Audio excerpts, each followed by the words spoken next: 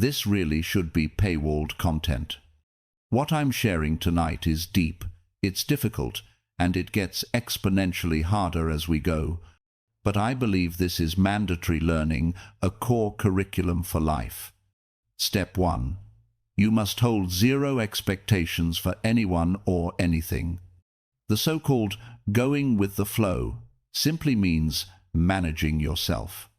No expectation means you are after nothing. If your life feels bland and tasteless, it's because you currently have zero value to offer. Zero expectation does not mean zero hope. Can you grasp that distinction? This practice is profoundly difficult. It's a lifelong endeavor. To desire something, yet expect nothing. Even just mastering that simple phrase is tough. Before we reveal these deeper mental principles, if you understand the power of no expectation, please smash the like button and comment zero expectation right now.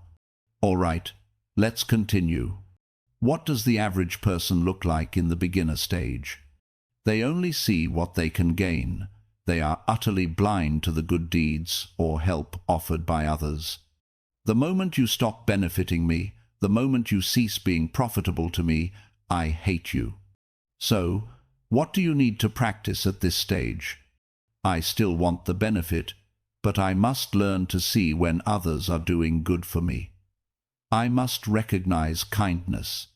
How do you know if you've mastered this first step? When you receive no benefit or advantage, you do not blame the person for stopping the aid. Take it all in. You stop arguing, you stop debating, and you stop explaining your version of fairness or right and wrong. The next phase is extremely difficult. Forget the people who know you. Why is it hard to connect deeply with a new person? Because that stranger doesn't know your past. They don't know you. So, what must you practice at this stage? You must not care too much about the people who are familiar with you. Only by forgetting the people who know you can you achieve zero expectation. Only by forgetting can you stop caring. Treat your spouse, your best friend, and your business partner as complete strangers. This is simply about re-knowing everyone and maintaining absolute objectivity. If you achieve this step, your life enters the pure experience mode. You have essentially unlocked it. Only now can you begin to live a normal, grounded life. The next phase is to judge people by money. Only when your mind is still and objective can you objectively observe every single person's action. Identifying people through money is the fastest way. The saying is, a true test involves money. No money exchanged means no true test. Money is the cleanest element. You can think of money as an antiseptic spray. If they are a fly or a mosquito, one spray and they flee. If they are not, you spray and they feel nothing. Money is used to filter out the scammers and the dishonest. You must get used to talking about money quickly with others. The more ordinary the person, the more uncomfortable they are. Anyone unwilling to transact money with you means their thought process is flawed. If you bring up money, they say you're too vulgar. Anyone who avoids talking money with you, I'm telling you their mind is broken. They are intellectually deficient. We must not have extensive contact with people whose thinking is flawed. How does your life actually get better and smoother? It gets better precisely because you stop having extensive contact with people whose thinking is flawed. A person without a transactional mindset will theoretically become impoverished, commonly called poor. Long-term poverty becomes a disease, and a flawed mindset leads to a life full of friction. That person becomes twisted, their heart becomes warped, and their intention is malice. This means this kind of person is the disaster itself. They are calamity. Forming a deep connection with them means you are sharing a disaster. What is the real core mental technique that truly affects your personal life? You must not practice elimination.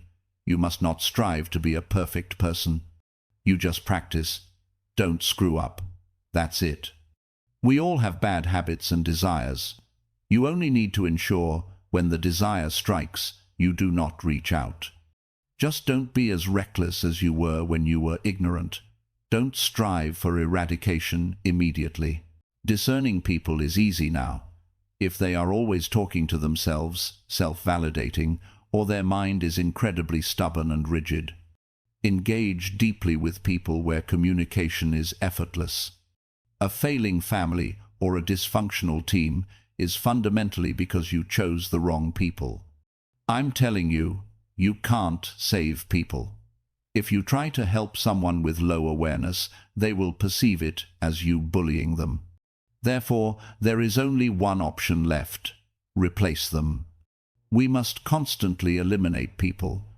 Others are screening me, and I must constantly screen others. The moment you dare to constantly eliminate others, your life will become increasingly smooth. Have you automatically understood the phrase, "Don't meddle in other people's business"? There is only one business in the world: your own business. Anything that is not your business is meddling. So, the first question for anything that comes up is, does this involve my core interest? You will find life incredibly easy, because very little actually involves your core interest. Only deal with interests directly concerning me. If it doesn't fit this rule, it doesn't enter the mind. Don't take it to heart. Where do so-called luck, momentum, and good fortune actually come from? You are constantly dealing with and connecting with people who successfully manage their own lives, homes, and companies. Why do you constantly associate with people who are going downhill or sinking? You will sink too. Whoever you connect with becomes your soil.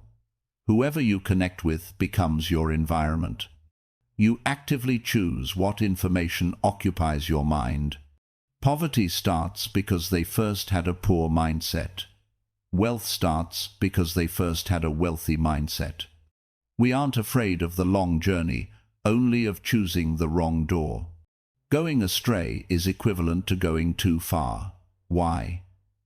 Because no one can pull you back. The cost of helping you is too high.